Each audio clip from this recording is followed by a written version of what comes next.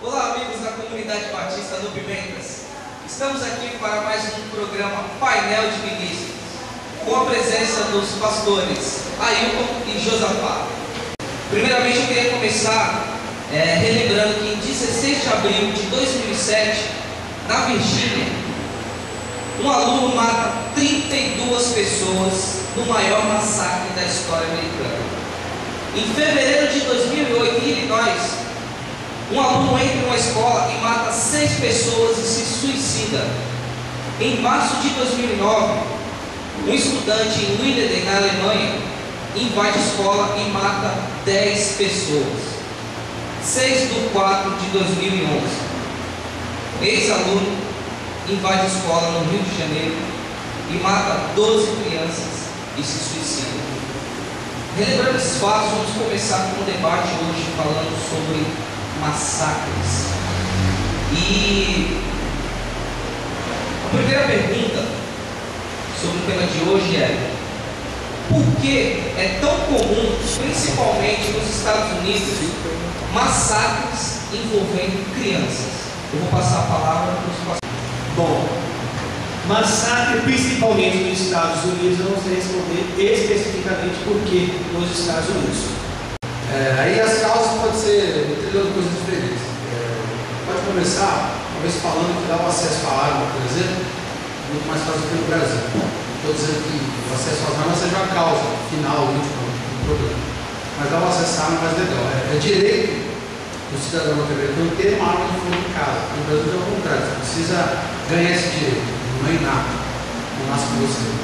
Então, um pouco da cultura, um pouco da história dele, um pouco da vida espiritual dele, é um conjunto de coisas que faz com que não só os Estados Unidos, mas alguns países, cultura parecida, colonização parecida dos americanos, tenham mais esse tipo de problema do que o nosso. E até mesmo o momento, a condição socioeconômica também interfere. Então, são algumas causas que ninguém sabe exatamente quais são, mas que interferem de uma direta ou indireta no fato de ser mais comum nesses países, não no dia de hoje, no começo da loja, como tempo isso acontece, do que no Brasil, por exemplo.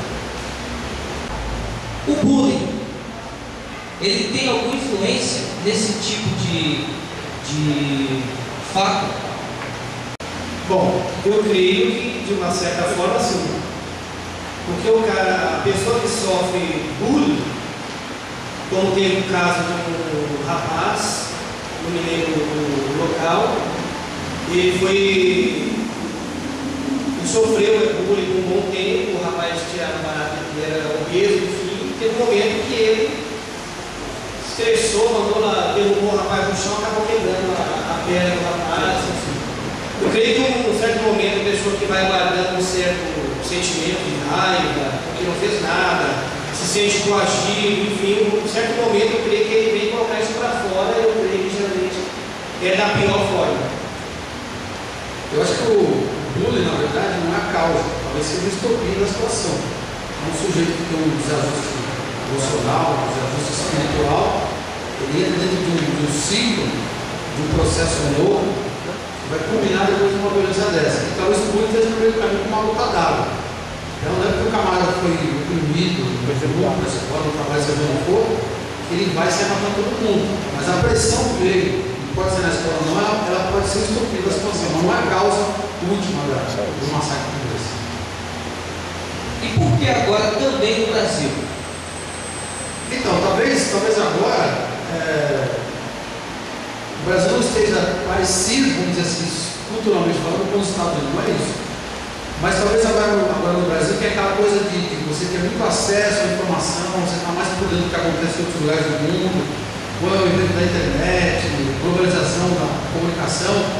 Então hoje, se um maluco qualquer fazer uma besteira, então que tipo de besteira ele vai fazer? Então, hoje ele tem mais acesso a esse tipo de informação. Eu sei que em algum lugar alguém deu numa escola e matou todo mundo com uma pistola, ou ele viu um filme, alguma coisa do tipo. Antigamente nem tanto, então o cara às vezes ele fazia o que estava na mente dele, ele ia para pancada, ia para peixeira, ninguém mais assassina alguém com peixeirada hoje, né? Antigamente é mais comum. Por que arma de fogo? Porque estava popularizado. Então, talvez no Brasil agora, com mais acesso à informação, sabendo as violências que acontecem em outros lugares do mundo e outras questões também que a gente comenta agora, talvez no conjunto seja um trabalhando para que esse tipo de desgraça não trazer também. Bom, quais seriam as causas sociais que levam uma pessoa a cometer um massacre desse? Por exemplo, um crime coletivo. Bom, aí eu tenho que pensar na estrutura da família, o tipo de pai que a gente teve, se é que teve pai, tem que pensar como ele foi criado, tem que pensar quais foram as experiências de infância, se ele tem algum problema mental, já são um pouco da área social, mas tem algum problema de ordem de saúde mental. Tem que ver também onde ele foi criado, a cultura dos garotos, das crianças que estavam no bairro dele, onde ele cresceu. Então, a gente pode pensar uma porção de coisas, até mesmo, no último caso, sei lá, responsabilidade última, indireta do governo, que tipo de educação o governo permitiu que a família desse rapaz tivesse ao longo do tempo. Então, tudo isso pode formar o conjunto das causas sociais. Bom, na minha visão, eu creio que as causas sociais devem ser o cidadão que tem a sua mente voltada para o nada. O cara ele se revolta com as coisas que vem aí na sociedade, se revolta com o governo, se revolta com a família, com o pai, enfim. De repente o cara que não tem uma meta de vida, o cara que não tem um sonho, não tem um propósito, enfim, o cara que está, como diz aí o ditado, né? O mês de lazer é a oficina do diabo. Então eu creio que o cara que não tem uma meta na vida, ele acaba se deixando ser levado às coisas más da vida, a sua influência negativa, se olha como uma pessoa pessimista, uma pessoa sem futuro, enfim, o cara tem uma situação, uma atitude negativa. Existem causas espirituais? Eu creio que sim. Eu vou me basear no que a palavra de Deus diz em Jeremias capítulo 2, versículo 13. Onde o profeta diz que dois males o povo de Deus cometeu. O primeiro foi abandonar a Deus para anunciar de água viva e cavar para si cisterna rota, ou seja, cisterna que não retém água. Então eu vejo a questão dessas pessoas que, de uma certa forma, não tem um padrão de Deus, não tem um relacionamento com Deus, pessoas que colocam, vamos dizer, a sua vida, o seu emocional, o seu social, a sua mente, toda a sua meta naquilo que ele pode alcançar, naquilo que ele pode alcançar como meta. E alguns valores que ele tem dentro dele, como nós somos feitos a imagem e a semelhança de Deus, temos vontade própria, nós pensamos, enfim. Então, coisas que são dentro do ser que eles acabam, vamos dizer, suprimindo, né? Acaba guardando.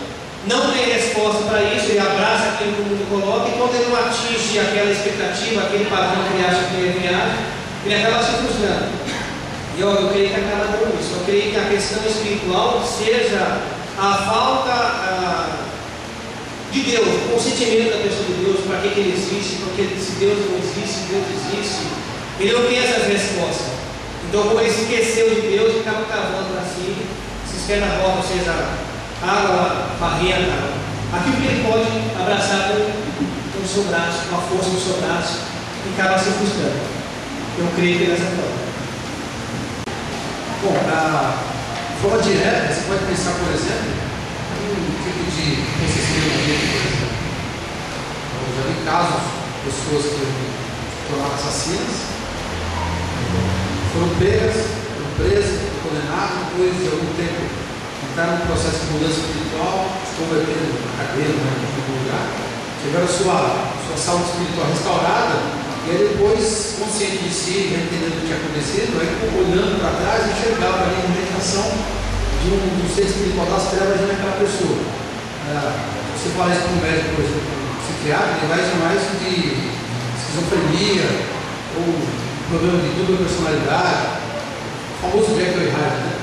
Aí o camarada, ele tem um problema e é uma notícia qualquer de ordem mental, um problema de ordem mental. Então, às vezes, ele perde a noção de si, quem é, onde está. Se ele tiver paranoia, por exemplo, ele pode passar muitas horas do dia imaginando que a gente perseguindo ele. Aí, se alguma coisa está na mão dele, ele pode usar aquilo para se defender de um inimigo que não existe, pode ser pessoas que estão ao redor. Então, é difícil separar uma coisa da outra. Causa emocional, de causa espiritual, de causa mental. A gente não sabe quando é uma, quando é outra, como são todas. Mas existe aí um quê de social, existe um quê de espiritual, existe um quê de emocional e também um quê de mental. Então, quem vai tratar desse sujeito na cadeia, por exemplo, por ele talvez não se mata, Então vai ter que ter esse discernimento para perceber por que esse sujeito cometeu essa série de crimes.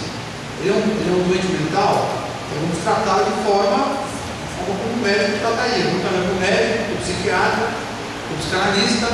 Vai tomar remédio? Não vai? Se ele for esquizofrênico, tiver paranoia, vai tomar remédio? Não vai? Se precisar só de uma terapia, vai fazer a terapia. Mas a ordem é só emocional, o problema é só emocional, então ele vai ser tratado de outra maneira. Vai fazer uma terapia, vai fazer uma restauração anterior, depois que ele vai aqui. Não, espiritual. Se é espiritual, vai ter que tratar o problema espiritual. Talvez aí, o Josafá disse, o problema mais fundamental de todos na parte espiritual é justamente a falta de relação com Deus. Eu acredito que mesmo uma pessoa com um problema mental ou emocional, uma vez que ela tem uma relação com Deus espiritual profunda, genuína, à medida que o ambiente dela permite, eu acho que o próprio Deus vai guardar ela de ser usada pelas trevas. Agora, se ela está fazendo de tudo como disse Jesus, vai ser que outros demônios que entram nela. Aí o que eles vão fazer? Ela até fazer com que eles nos cortem, não dá tudo para renascer. Baseado na carta que o assassino do Realém deixou, me dá uma brecha para fazer um tipo de pergunta que tem aqui. Havia um traço de religiosidade, porém não há nada confirmado. E a minha pergunta é: por que é comum haver associação dos massacres com algum tipo de religiosidade? Ao meu ver, uma pessoa que não tem um bom relacionamento com Deus, ou que eu respondi anteriormente, e não tem uma boa interpretação da palavra de Deus, né? Então tem pessoas que fantasiam. Parece que esse cidadão ele é um ser psicótico, né? Segundo a análise de um psiquiatra, que tem uma cura real e irreal. Então esse cidadão tem a mania de distorce tudo aquilo que na realidade corresponde às vias de fato. Agora, ao meu ver, esses massacres que têm uma relação com a religiosidade, creio que são pessoas que têm, além de um problema mental, que é o caso da cidadão, existem outros casos de umas pessoas que não têm uma boa interpretação na palavra de Deus. A Bíblia, quer dizer, acaba espiritualizando tudo e acaba tendo uma vida de frustração. Exemplo também, tem uma missionária que passou até no jornal, missionária que fez um jejum aí. Quero uma casa na zona sul do Rio de Janeiro e vou jejuar até o dia que Deus me consagrar, me conceder a bênção, melhor dizendo. E essa mulher morreu de fome, as duas sobrinhas quase morrem também de fome, por uma interpretação totalmente errada. Quer dizer, ela estava usando algo que ela poderia usar em prol de algo espiritual para alcançar bens materiais. Então existem inúmeras coisas. Agora, no caso do massacre, se não é uma questão mental, uma pressão mental, um psicótico, enfim, eu creio que é falta de um relacionamento com Deus e uma má interpretação da palavra de Deus. Eu não sei, eu não tive acesso à informação de qual tipo de expressão religiosa que esse assassino do Realém não tinha ou manifestar. Não vi a carta que ele deixou, não sei a história dele. Você tem a carta que te mandou uma cópia? Mas eu não sei qual a relação que ele tinha com a religião.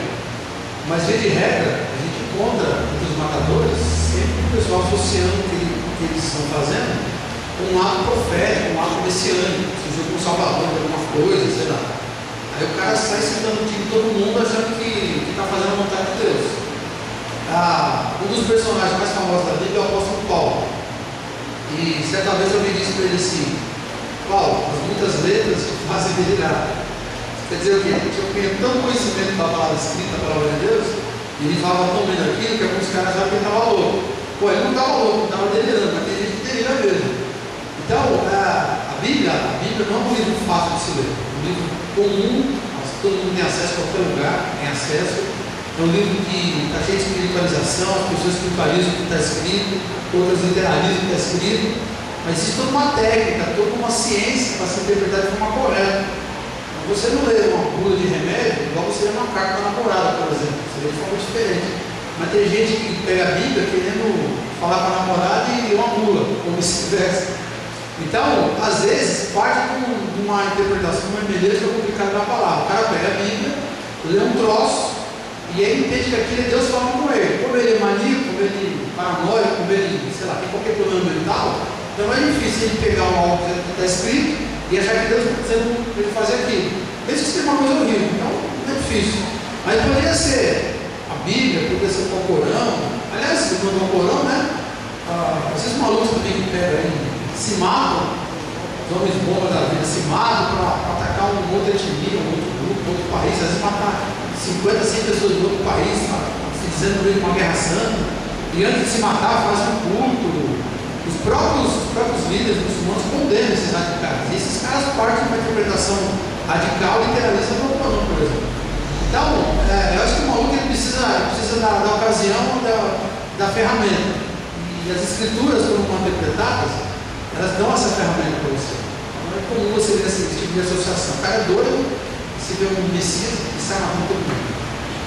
Eu queria saber se a igreja, hoje, ela por algum comportamento, ela pode adotar, ela pode dar uma postura de contribuir para esse bullying. Por exemplo, as pessoas se convertem, chegam na igreja, elas podem sofrer algum tipo de bullying. E como se a hipótese for assim, como é que a igreja deve tratar isso ou como ela trata os membros? A segunda pergunta é, como é que a igreja, como é que a doutrina da igreja, isso é uma pergunta, se ela não pode contribuir para que lá fora os membros não sejam vítimas desse bullying? Determinada doutrina, dependendo de como for adotada pelos membros, pode contribuir lá fora para que eles sofram bullying. E se a hipótese for assim, que a igreja, como a igreja deve tratar a sua doutrina, ela não pode excluir sua doutrina, mas como contribuir para os membros não serem excluídos lá fora? Semana passada ela fez 6 perguntas, uma só, né? Ela falou duas. Hoje ela falou 4, deixa eu ver se eu consigo levar as vezes. A primeira, você tem bullying na igreja? Tem. Tem grau de tipo diferente, mas tem. Aliás, qualquer lugar que você vá, tem bullying. Você sempre vai ter um grupo de pessoas que tem um comportamento, e você chegando, você vai ter que se adequar ao comportamento daquelas pessoas se você quiser ter um amigo delas. E se você não se adequa àquele comportamento, e elas têm interesse que você se adeque, então eles não vão te esquecer, eles vão te perseguir, vão te perturbar. Então, tirando umas fotos do tipo da intensidade, a gente tem bullying, porque você chega aqui, há uma coação que você assume um certo comportamento. Eu digo não só comportamento doutrinário, mas mesmo de cultura evangélica, cultura cristã, a maneira dos cristãos serem, de falar, existe uma pressão.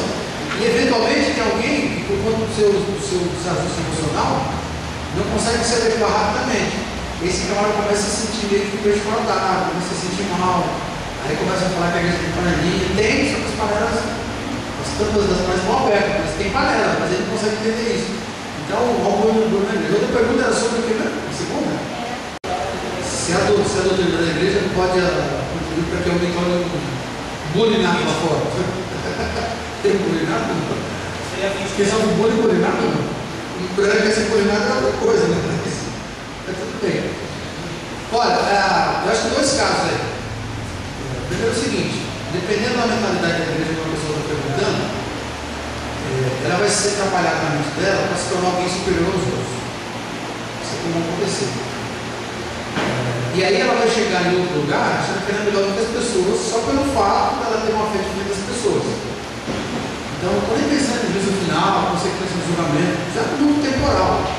Embora ela saiba, a gente sabe que a pessoa tem uma relação com Deus, tem realmente privilégios que as coisas não têm, do ponto de vista humano, ela é igual às demais pessoas. Só que ela leva isso, ela tira isso do campo espiritual, leva para o campo social. Ela começa a se posicionar de uma forma arrogante. E aí pronto, aí a doutrina da igreja dela trabalhou com ela para que ela se tornasse um camarada petulante lá de fora. Aí ele vai sofrer bullying. Ele vai ser agressivo, ele vai se enquadrar e vão ficar acima dele. Qual é a pergunta? Bom, para que isso não aconteça na igreja, ou para que a pessoa da igreja não sofresse lá fora, a doutrina da igreja tem que ser equilibrada e pé no chão, realista. Você tem uma condição espiritual melhor do que as pessoas que não têm relação com Cristo, do ponto de vista escriturístico, é óbvio, evidente. Mas como que eu vou lidar com isso com as pessoas ao meu redor? Se realmente estou encarnando o que a palavra está dizendo, o simples fato de eu saber que eu tenho alguns privilégios espirituais que outras pessoas não têm, já deveria trabalhar no meu coração, na minha vida, porque aí sim eu me enquadrasse mais naquelas pessoas, porque eu demonstrasse humildade para nós.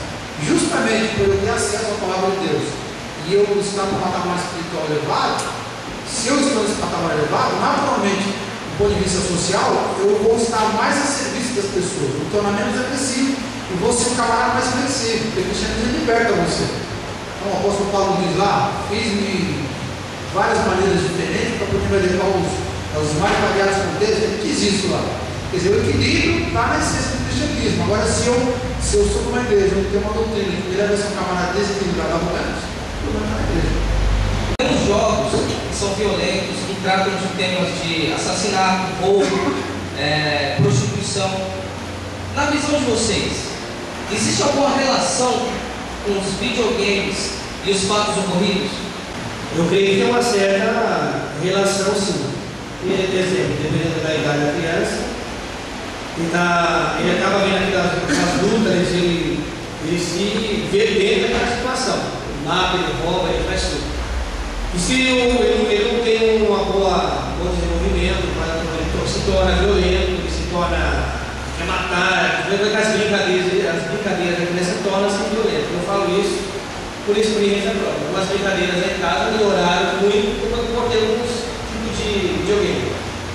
Então eu creio que de uma certa forma, uma criança, alguns jogos que são violentos, acaba corroborando para que essa criança venha se tornar violenta. Isso não quer dizer que é do meu ponto de vista, uma vida de regra. Todos que eu jogo, eu creio que ela tem uma certa influência. E como cada um tem uma postura, uma personalidade, cada um vai desenvolver a sua por onde quer.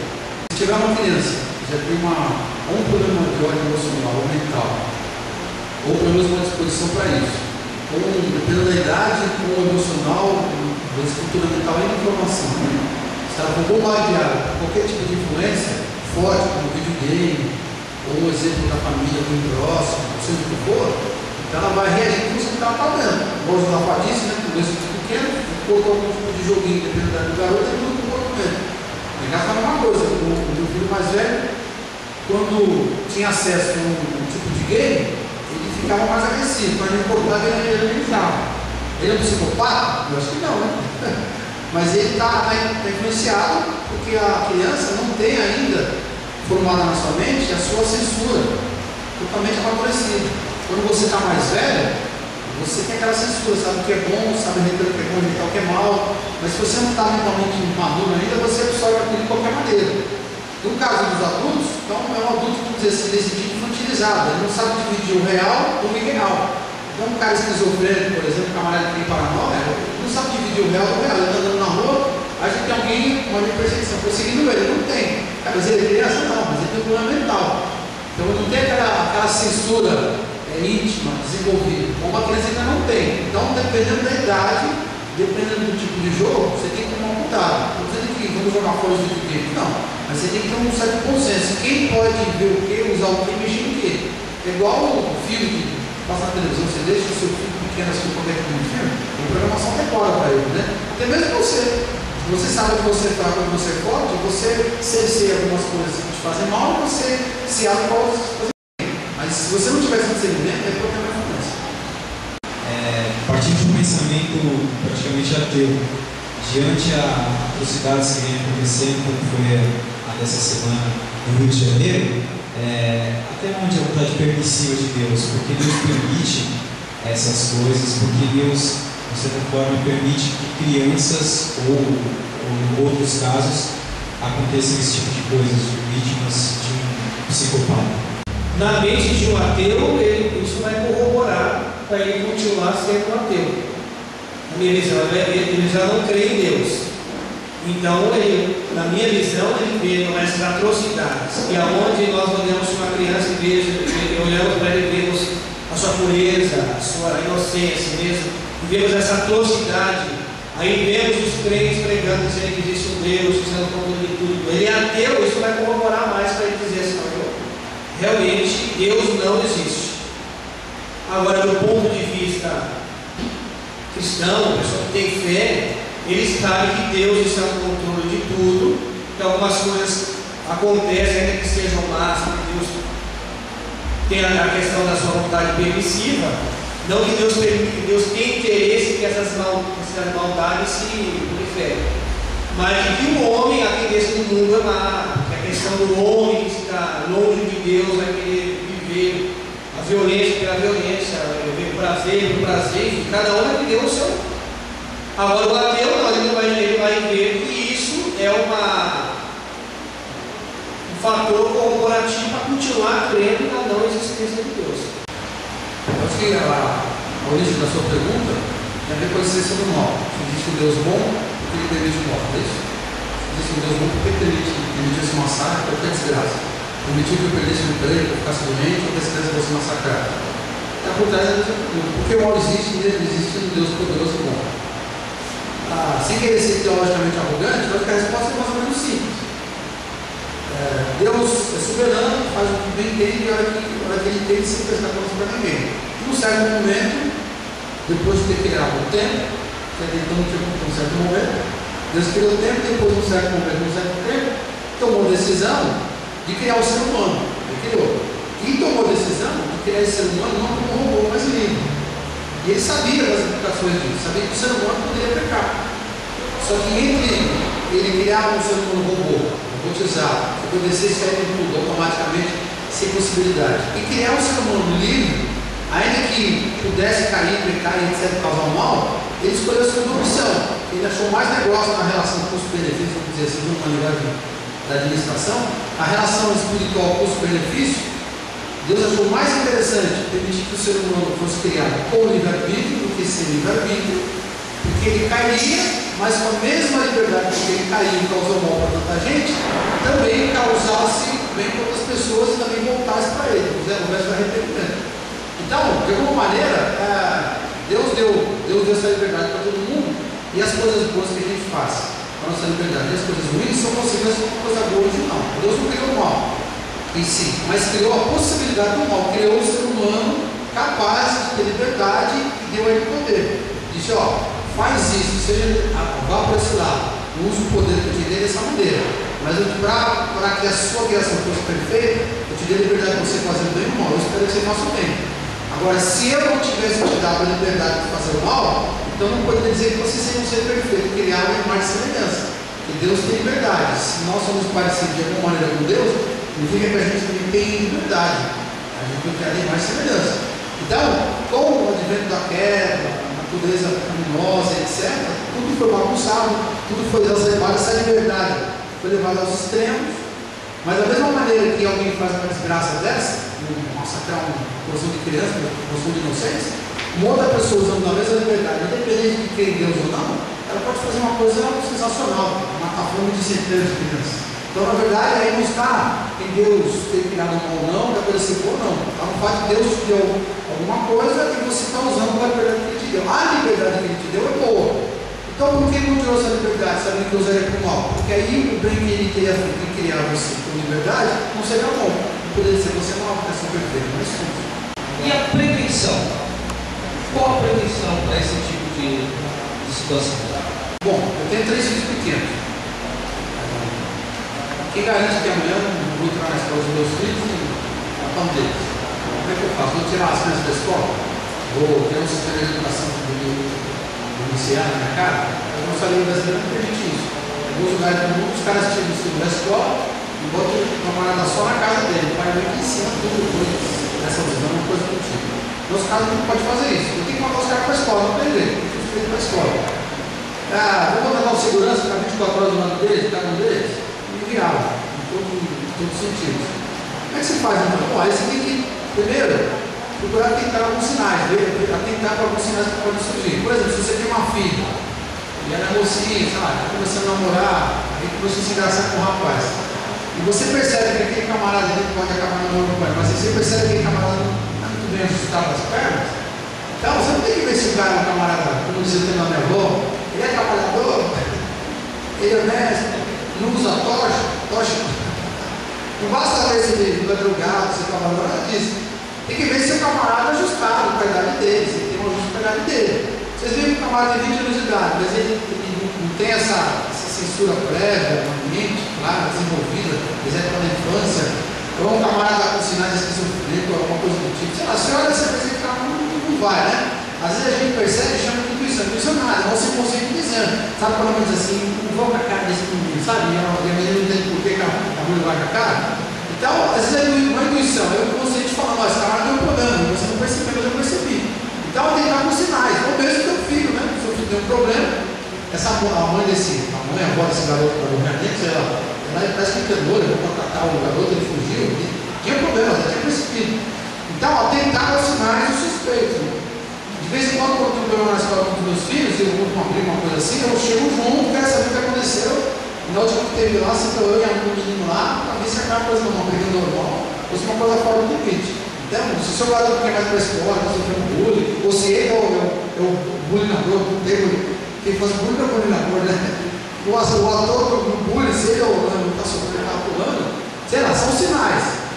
Agora, do ponto de vista cristão, a gente ainda colhe o que a gente planta. Então, a Bíblia diz que a gente tem que amar as pessoas, ou seja, em outras palavras, eu tenho que fazer com as pessoas aquilo que eu gostaria que elas fizessem comigo. Se qualquer lugar que eu fosse, ao invés de eu sofrer uma pressão qualquer no meio, para me levar a estourar, eu recebesse amor das pessoas, ou seja, se eu fosse tratado como eu gostaria, como eu trato as pessoas, então, se eu sou um camarada mais ou menos normal, é muito difícil chegar nos extremos. Se eu tenho um problema mental, às vezes nem o nome você consegue, tem que ter uma camarada total. Mas lembrando que esse pessoal não começa assim, eles não começam matando todo mundo, eles vão se envolvendo, vão sofrendo uma pressão no meio, tendo suas interações, no caso do garoto vai sofrendo bullying, sei lá. Aí chega uma hora que ele explode. E se as pessoas, quando ele viveu, ao invés de rejeitá-lo, escrachá-lo, sei lá, zoar na cara dele, tivesse amado ele quando ele acorda dele si. Então acho que não queria chegar nesse ponto. Então se a gente ama, a gente acaba sendo amado também. Agora se a gente planta esse filho, vai dar esse filho também. Por último, no nosso caso, como a gente tem alguém no controle desse, mais que existe a vontade permissiva e soberana, eu não acredito que existem coisas que acontecem que Deus vai permitir que aconteça. Não tem como fugir, a vontade absoluta de Deus. Mas há coisas que Deus põe no tabuleiro para a gente jogar com elas. E uma das ferramentas do jogo é a oração. Então, eu, por exemplo, não consigo sair de casa de manhã sem orar, pedindo a proteção para mim, para minha mulher, para minha família. Não tem como sair de casa nesse sentido. Mas se eu saio, bom, se eu saio, pelo menos teoricamente falando, naquele momento eu estou desprotegido. Então a gente tem que trabalhar na vontade permissiva. Pode ser que Deus permita esse tipo de coisa. Se ele permitiu, quem sabe orando, ele não vai permitir, vai voltar atrás. Aquele que ele já decidiu, não tem conversa. Eu posso falar alguma coisa que eu quiser, ele não vai voltar atrás. Se ele decidiu que eu vou sofrer, está decidido. Ele vai abrir as portas e acabou. Mas se ele jogou no tabuleiro para eu jogar e eu tenho a ferramenta de oração, eu vou pedir proteção ao Senhor para que isso não aconteça. São algumas maneiras que você prevenir que uma desgraça ainda vem acontecer com você e com outras pessoas. Prevenção é, no mundão aí, você verificar. Por exemplo, se o filho está na escola, te trouxe um problema, você tem que ajudá-lo a resolver, tratar o caso. Você tem que verificar os sinais das coisas ruins que estão vindo sobre o seu filho, sobre a sua casa. Do ponto de vista espiritual, é como diz o salmista, né? Se o Senhor não edificar a tua casa, não cuidar da cidade, não trabalha que constrói e é aquele que o sentinela. Então nós que temos a nossa vida entregue ao Senhor, dependemos da graça de Deus mesmo, do cuidado de Deus para com as nossas vidas. Para quando esse mundo mal, Jesus disse, no mundo tereis aflições, demônio, nós temos que verificar o mal. O mundo jaz no maligno, nós temos que verificar as maldades que tem, orientar os nossos filhos da melhor forma possível, tratar com amor, como o pastor aí colocou, e tentar ensinar os nossos filhos a mostrar que na vida não é só, não é tudo bolinho, né? Ou seja, porque já aconteceu algumas coisas ruins, para que nós possamos também ter uma ideia do que é bom valor, possamos valorizar aquilo que nós temos em mãos.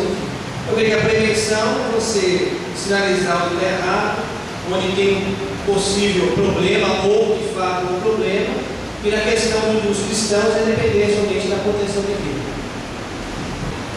Qual a colaboração da igreja na prevenção e na cura? A igreja tem um papel de intermediária entre os homens que não conhecem a Cristo e Deus. Então a gente precisa desse papel sacerdotal dela. Cada cristão é um sacerdote, ele é intermediário de quem em relação a quem? De Deus e o ser humano que não conhece a Deus. E parte desse trabalho sacerdotal tem a ver com a intercessão. Eu sei que alguém que tem problema, esse camarada pela condição espiritual dele não tem acesso a Deus e tem as noções do problema. Então você familiar, eu vou orar por ele. Então a igreja precisa orar em vários sentidos fora da sociedade. Um deles é isso. De vez em quando a gente vê uma desgraça coletiva em algum lugar. Agora teve essa desgraça do realmente parecida no caso do Ministério Norte, Canadá, Estados Unidos, que é mais comum só. Aqui nem tanto.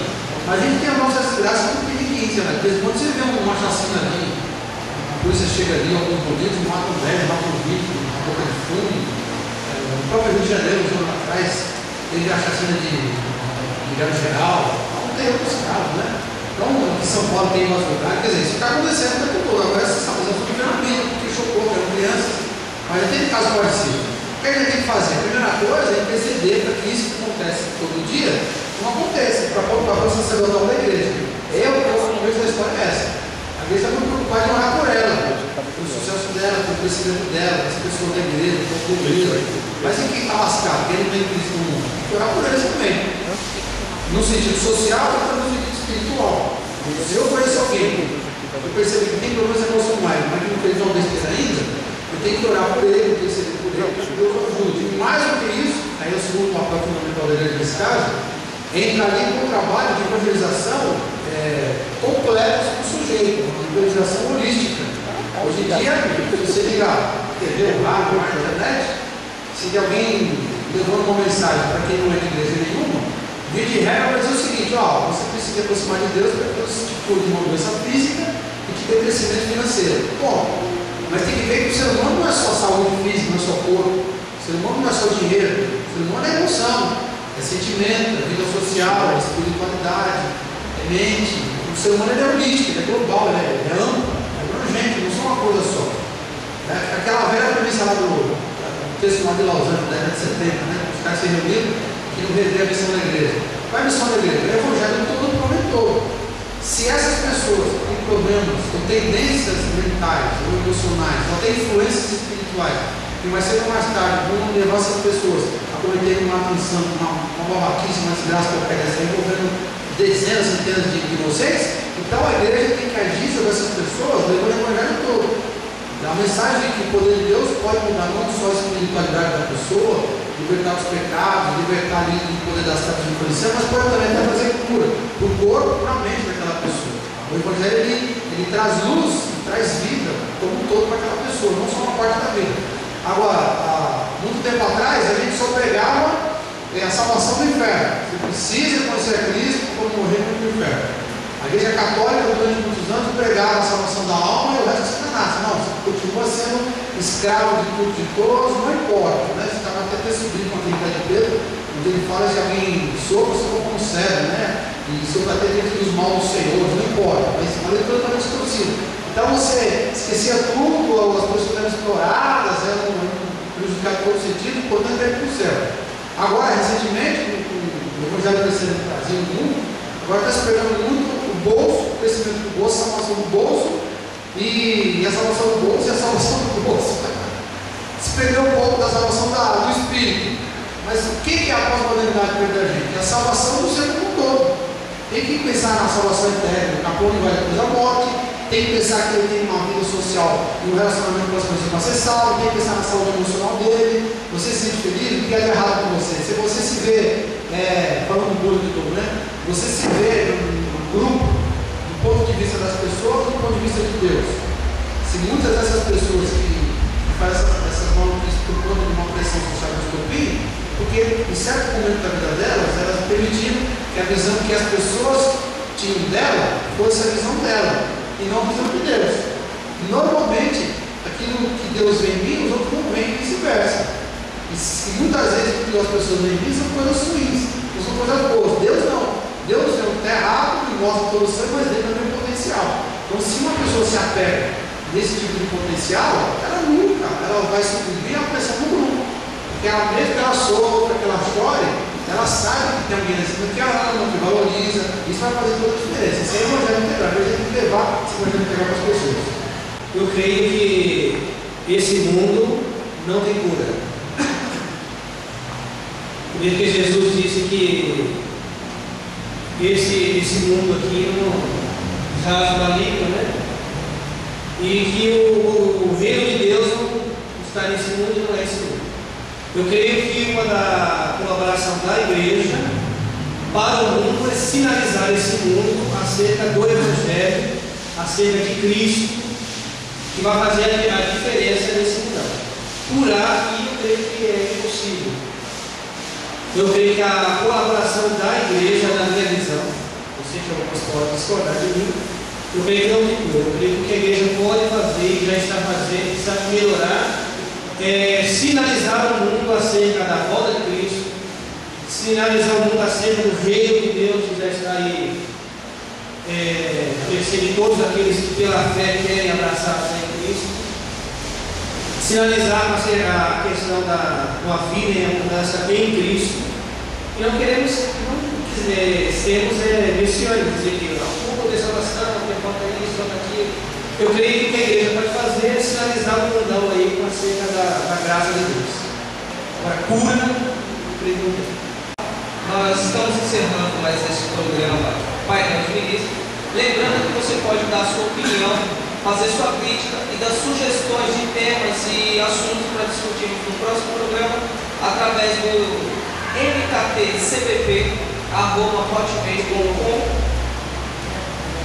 e dar sua sugestão. Você pode também estar acompanhando nossos programas no YouTube, na Comunidade Batista 1, e esse programa vai ao ar semanalmente, provavelmente todas as sextas-feiras. Eu agradeço a presença dos pastores Ailton e Josafá e valeu!